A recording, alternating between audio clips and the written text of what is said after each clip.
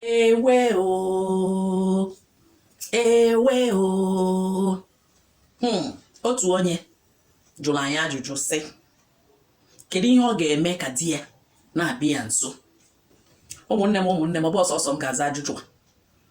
Ị ga-esoza, mụnwa ga-esokwaza.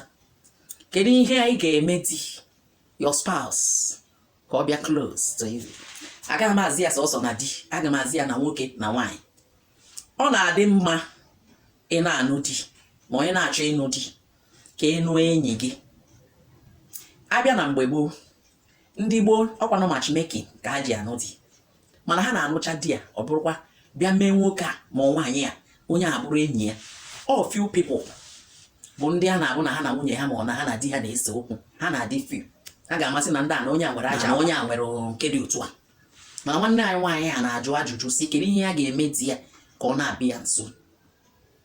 Enwerego vidio m mere gbasara this type of ihe amana m ga-azị ya ajụjụ a.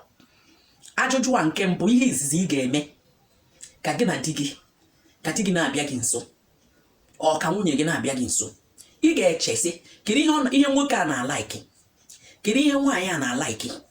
Enwere ụmụ nwoke na-alaiki gist, ị na-akọrọ ya achị ọ na-atọ ya. Enwere ụmụ nwoke na-alaiki ị na-akọ akụkọ ị na-adachala ya. Yes, enwere ife di gị na-alaiki. Enwere nwoke ma nwaanyị mbụ na ihe ọ na, in fact ọ na-alaiki ma ya na nwunye ya ma ọ di ya ka di ya ji di ya aka ọfụma, ọ na-alaiki ya. Ihe a bụ ị ga-ebugodo ụzọ chọpụta kedu ihe onye a na-adị like. Number 2 thing bụ ọ ga-adị mma ma ọ bụrụ na onye abụrụ onye na-alaiki akụkọ ma ọ gị na ya irikọsị nri. Ọ na-adị mma ka di na nwunye, ihe a na-eme ka mgbe ahụ a na-eri nri elisia nri akpaba nkata, maka na ụwa kịta ede enwezikwa efe. Even na onwe onye ga-enwe efe ọ banye na fon, onye a ga-enwe efe ọ banye na fon, ụfọdụ na difa nọ n'ofu. Ọ na-adị mma ka nwoke na nwaanyị ọ bụrụ na ebido marriage ka gị na di gị nọrọ n'ofu room. Ọ bụrụgodo na ị nwere room di gị nyere gị room ọzọ, idobe ya akwa gị, dobe ngwongwo, soli ya na-anọ na nke ya. Ebe a ka ị ga-anọ wepụta ihe ọ na-alaiki. Ebe a ka ị ga-anọ mana na gị na di gị na-anọ nso ma nwunye gị na-anọ nso, ọ ga na-elikwe ya ife ọfụma. Because ụmụ nwoke inye ego dịfa nri mana ịgbanyere ofe okwe iburu kpekus bonye ya, nke a na-atọkwa ya iche. So nwaanyị anyị jụrụ m ajụjụ a, kpekus gị ga na-achakwa ọkụ mgbe niile maka na di gị na-afụ gị. Ọ na-adị mma gị na di gị nọdụ, ị ga-enwe efe ị na-eyi mgbe gị na di gị nọ, ị ga-enwe efe ị na-eyi jee a na-eje afịa gụọ efe dị iche iche. Ịkwa gị ịsọpụta nke a, echi gị ịsọpụta ọjọ ọzọ.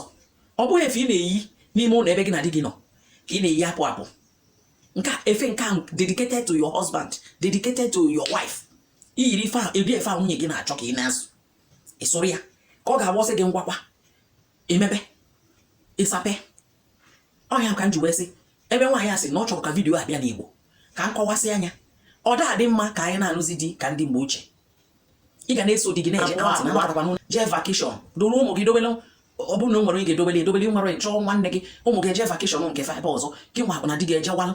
Ọ na-adị mma o jekwanụ jebe ego okwe, ọ bụ ego okwe, ọ ga-asị yes, maka na ndị agha na-eji elichalụ n'iro. Ịma na nwere ụmụazị na-enyefe nsogbu, ọ bụ ị na-aghọta. So ị ga na-aprịpọ onwe gị na-eme ịmago ka ghọta. Gị nwa bụkwanụ nwoke ga-amasị na ụlọ anụ amaghị ahụ ihe na ọbụla nwunye m chọọ ka m ga-enye ya. Gị nwa bụkwanụ nwaanyị ga-asị ihe ọbụla di m chọọ ka m ga-enye ya. Na-anọkọ nọ na-ekiri TV ma ọ bụgodo na unu na-aba laikịrọ ofu ihe, unu nọkọtakwa unu na-ekiri telivishọn togeda gbaa nkata dị n'ime ya. Ebe a ka nsị ka ndị ụmụnne m nwekwa ihe ọzọ ị chọrọ ịtụnye, feel free to write your own on the comment section.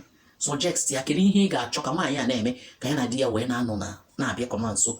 Ọ chọrọ ka fa na-abịakọ nso ọfụma. Nwaanyị chọọ ka nwaanyị a ijikwa ọgwụ ya